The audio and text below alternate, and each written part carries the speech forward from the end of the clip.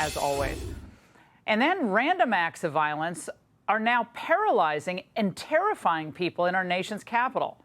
Now, usually safe and vibrant DuPont Circle was thrown into chaos after a shooting, and in a separate incident, 2 men were randomly stabbed outside of a Southwest D.C. Safeway.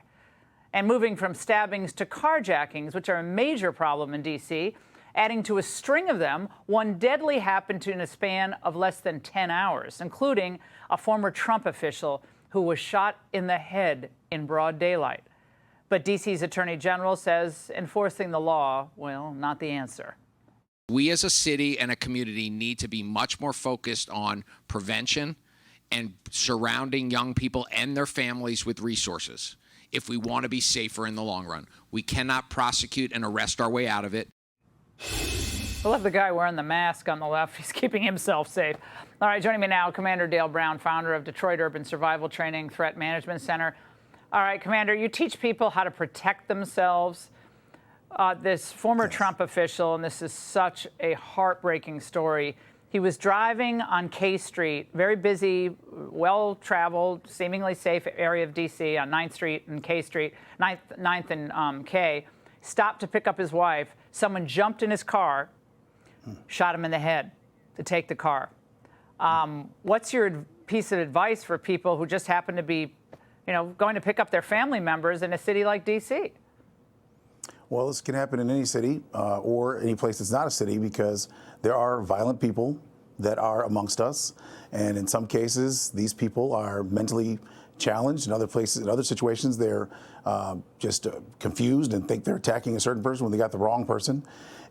Either way, the problem is that we, the people that would be the victims, we tend to not think that our safety is our own concern and it's our own responsibility, when in reality, we are our own bodyguard. And it's vital that every one of us takes every opportunity to learn how to create safety for ourselves and our families.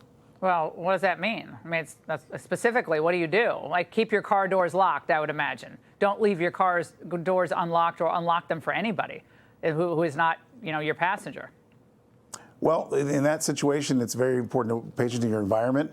And in that case, clearly the person was in the environment, so they would need to see that person ahead of time, reading their body language, and avoid that point of contact. And that means you have to be totally aware of your area. Yeah, and look around. Dale, the Washington Post published some carjacking tips. I'd like to get your reaction to them. They said to drive in the center lane, keep your doors locked while you're driving, try to travel with someone else, and don't give up your car.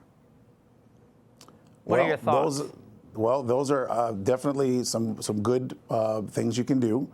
Some other things you can do is to make sure that you have tinted windows, so that if you have that legally in your state.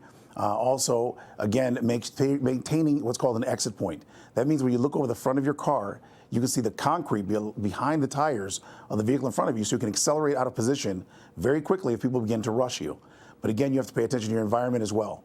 And you may want to ride in the far left lane, since the key to stopping a vehicle is stopping the driver. So you want to keep the driver as safe as possible, keep them away from the ways in which other people can take advantage of them and shoot them. And that's one of the key things that you need to do as a driver, is to make sure that the driver is as safe as possible at all times. Well, Dale, I know a lot of people in D.C., since the Supreme Court decision on the matter, after many years of trying to get concealed carry permits, a lot of people in D.C. who aren't really big gun people are getting trained and armed to be able to defend themselves. And a lot of them are women, because people feel very unsafe in this city. Yes, and firearms are definitely part of your safety plan. However, what's more important than that is having an understanding of psychology, understanding laws, and having the skills necessary to keep you and your family safe. Essentially, you become your own bodyguard when we are aware that, in reality, that's what we have to do. And so that's what we teach: psychology, law, and skill in that order, so you can read body language ahead of time, be ahead of the decision-making of the criminal element, and also understanding the laws that pertain to defending yourself and your family. This is very important.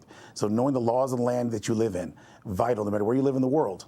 Especially here in the United States, laws are very different in each area. You bet. So understanding how to defend yourself is very important. Yeah, don't bring a gun into a federal property zone. You go 5 years in jail automatically, I believe. Dale, thank you so much. Scary times. All right, Biden's DOJ throwing the book at conservatives